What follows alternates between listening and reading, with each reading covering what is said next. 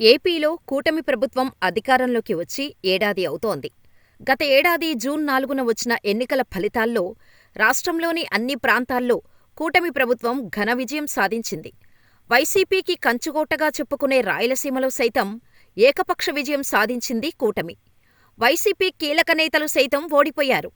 2019 ఎన్నికల్లో రాయలసీమలో 3 చోట్ల మాత్రమే టీడీపీ విజయం సాధించింది. అటువంటిది 2024 ఎన్నికల్లో 33 చోట్ల విజయం సాధించింది. వైసీపీ 9 చోట్ల గెలుపొందింది. అయితే ఇప్పుడు ఏడాది పాలన పూర్తవుతున్న క్రమంలో రాష్ట్ర ప్రజల సంతృప్తిపై చంద్రబాబు మరోసారి సర్వే నిర్వహించారు. ఐవీఆర్ఎస్ ఫోన్ కాల్స్ ద్వారా తీసుకున్న సర్వే నివేదికలను తాజాగా ఆయన పార్టీ నాయకులు, కార్యకర్తలకు చెప్పుకొచ్చారు. దాదాపు అన్ని విషయాల్లోనూ ప్రజలు సంతృప్తిగా ఉన్నారని, 85-90% మధ్య సంతృప్తి కనిపిస్తోందని ఆయన వెల్లడించారు. ఇది మంచిదే.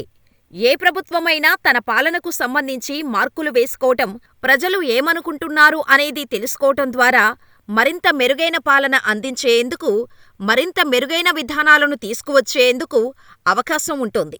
అయితే చంద్రబాబు చేస్తున్న ఈ ప్రయోగాలు ఏకపక్షంగా ఉన్నాయనే మాట పరిశీలకుల మధ్య వినిపిస్తోంది. ఎందుకంటే ఆరోగ్యశ్రీ రాష్ట్ర వ్యాప్తంగా దాదాపు 50% మందికి కూడా అందటం లేదు.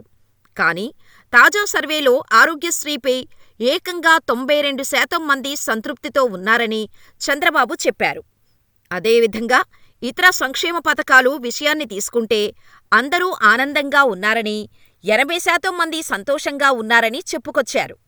ఇది క్షేత్రస్థాయిలో చూసుకుంటే సరైనదే కాదనేది సొంత పార్టీలోనూ వినిపిస్తున్న మాట.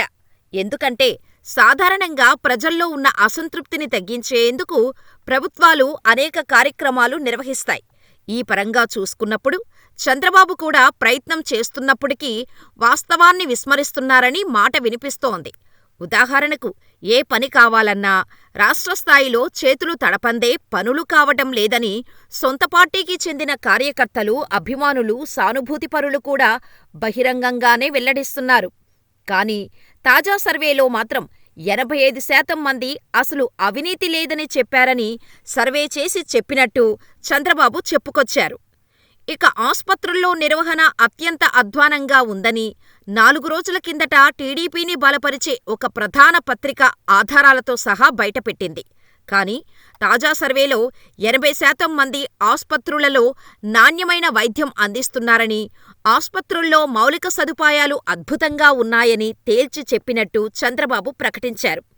ఇక నగరాలు, పట్టణాల్లో వైద్య సిబ్బంది అందుబాటులో లేరని, వారు సొంత కార్యక్రమాల్లో తిరుగుతున్నారని గత వారం రోజులుగా కూడా పత్రికల్లో కథనాలు వస్తున్నాయి.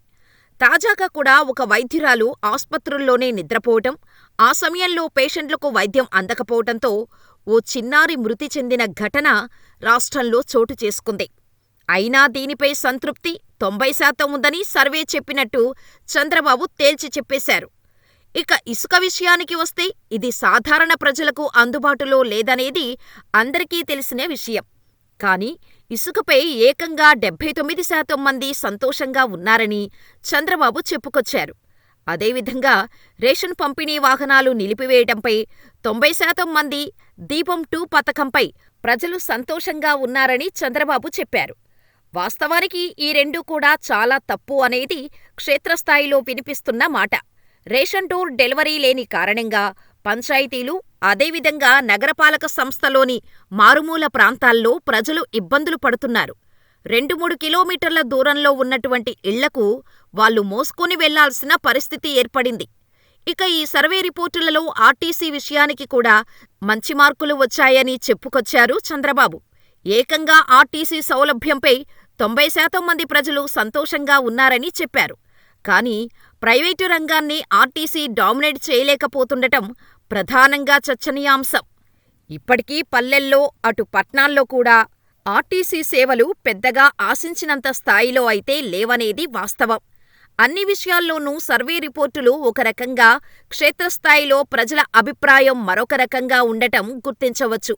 ఇదిలా ఉంటే మరికొన్ని సర్వే సంస్థలు విడుదల చేసిన సర్వేల ప్రకారం రాయలసీమలోని 4 పాత జిల్లాల్లో ఉన్న ప్రస్తుత ఎమ్మెల్యేలలో 90% మందిపై ప్రజల్లో వ్యతిరేకత ఉందని గుర్తించినట్టు తేలింది. నియోజకవర్గాల్లో అనుచరుల దందాలు ఎక్కువ కావటంతో పాటు, పోలీస్ స్టేషన్లోనే పంచాయతీలకు దిగటంతో పాటు, కొన్ని చోట్ల టీడీపీ నేతల మధ్య వైరుధ్యాలు, ఘర్షణలు చూసి ప్రజలు ఏవగించుకుంటున్నారనే విషయం కూడా ఈ ఐవీఆర్ఎస్ పోల్ ద్వారా వెల్లడైనట్టు తెలిసింది. చంద్రబాబు సొంత జిల్లా అయిన చిత్తూరు జిల్లాలోని దాదాపు 90% నియోజకవర్గాల్లోనూ ఎమ్మెల్యేలు ప్రజా వ్యతిరేకతను ఎదుర్కొంటున్నారని తెలిసి చంద్రబాబు నష్టనివారణ చర్యలకు దిగారట. కర్నూలు జిల్లా అయితే మరీ దారుణంగా ఉందని తెలుస్తోంది. నగరం, రూరల్ అనేది తేడా లేకుండా ఎమ్మెల్యేలకు, నియోజకవర్గంలోని కార్యకర్తలు, నేతలకు మధ్య విభేదాలు తీవ్రమైనట్టు ఈ సర్వే చెబుతోంది. ఐవీఆర్ఎస్ సర్వేలో తాము మొన్నటి ఎన్నికల్లో టీడీపీకి ఓటు వేశామని, ఈసారి ఇదే అభ్యర్థి అయితే ఓటు వేయబోమని కూడా చెబుతున్నారంటే పరిస్థితి ఎంత తీవ్రంగా ఉందో అర్థం చేసుకోవచ్చు. కడప జిల్లాలోని 7 నియోజకవర్గాల్లోనూ స్థానిక ఎమ్మెల్యేలను ఈసారి మార్చాలని కోరుతున్నట్టు చెబుతున్నారు. ఇక ఒక్క అనంతపురం జిల్లాలో మాత్రం ఎమ్మెల్యేల పనితీరుపై కాస్త అటూ ఇటుగా ఉందని తెలిసింది.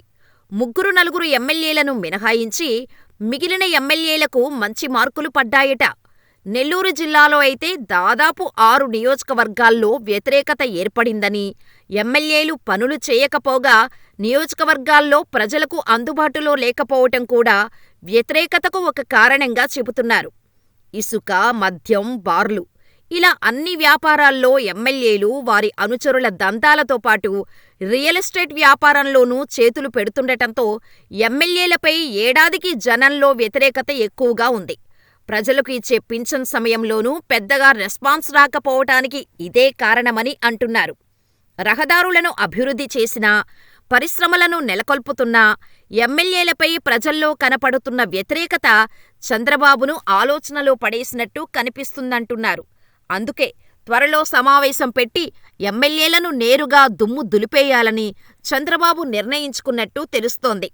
అయితే ప్రస్తుతం రాయలసీమలో వైసీపీకి సంబంధించి పులివెందులలో జగన్మోహన్ రెడ్డి, బద్వేలులో దాసరి సుధా, రాజంపేటలో అమర్నాథ్ రెడ్డి, మంత్రాలయలో బాలనాగిరెడ్డి, ఆలూరులో విరూపాక్షి, తంబాలపల్లిలో ద్వారకానాథ్ రెడ్డి, పుంగనూరులో పెద్దిరెడ్డి రామచంద్రారెడ్డి ఉన్నారు.